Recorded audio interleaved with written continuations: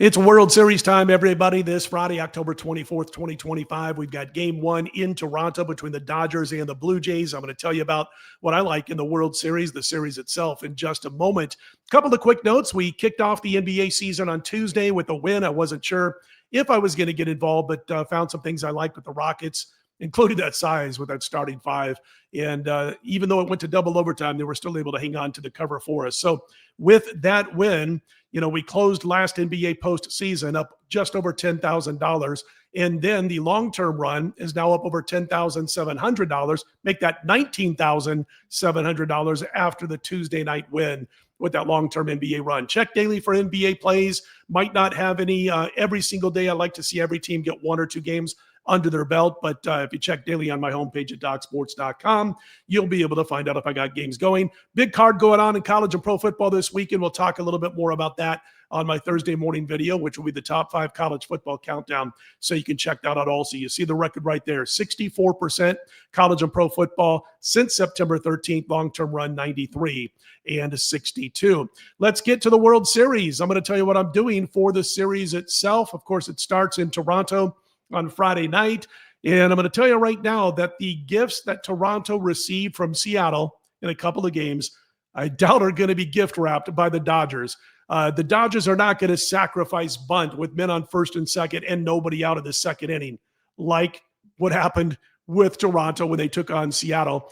27 outs in a 9-inning game, and Seattle's given outs away early in the contest, and they didn't score, by the way, when they did that. In fact, they did it a couple of times early in games in that series, and it cost them both times. So you're not going to see the Dodgers doing that in the first couple innings of the game. They're also in the 7th inning, 8th inning, 9th inning, if they're only up by a run or 2 runs or tied or trailing by a run.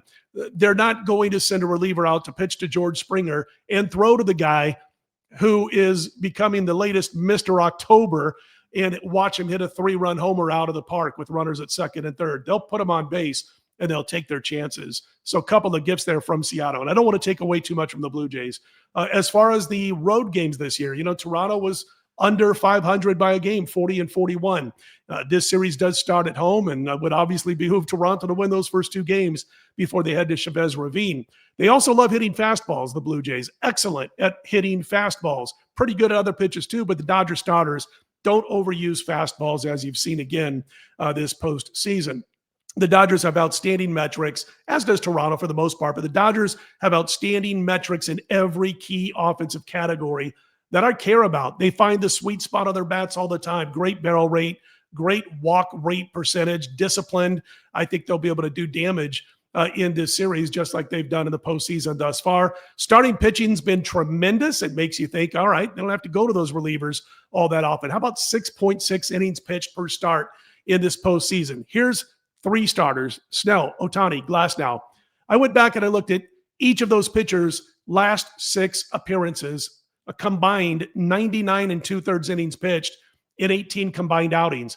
Here's what they did. Again, combined in 99.2 innings pitched, 1.17 ERA, 0.84 whip, almost 12.5 strikeouts per 9 innings pitched. And how about this? Those 3 starters have allowed a grand total of 1 home run in those 99 2/3 innings pitched. All 3 average more than 11 Ks per 9 innings.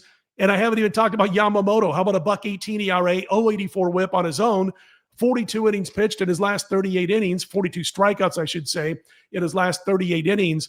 I think the Dodgers get the job done, not only in the World Series, but I like them laying a 1.5, which as of Tuesday night, early into Wednesday, that 1.5 is minus $1.15. So that's my play in the series. The Dodgers minus a 1.5 in the World Series over the Toronto Blue Jays. So there you go. And by the way, it has nothing to do with Toronto having to go 7 games and the Dodgers sweeping, because the last 4 times that's happened, the team that had to go 7 games ended up winning the World Series against the team that swept in the LCS. So there you have it. I like the Dodgers minus a 1.5 to win the World Series. Highest paid team in baseball and then some. And that's what we're going to go with here. And of course, you can check out my daily in-game, or not in-game, but daily game-by-game plays over on my homepage at DocSports.com. If you like the videos, click on the thumbs up. Be sure to subscribe. I'm Scott Spreitzer, DocSports.com. Let's put them in the win column, everybody.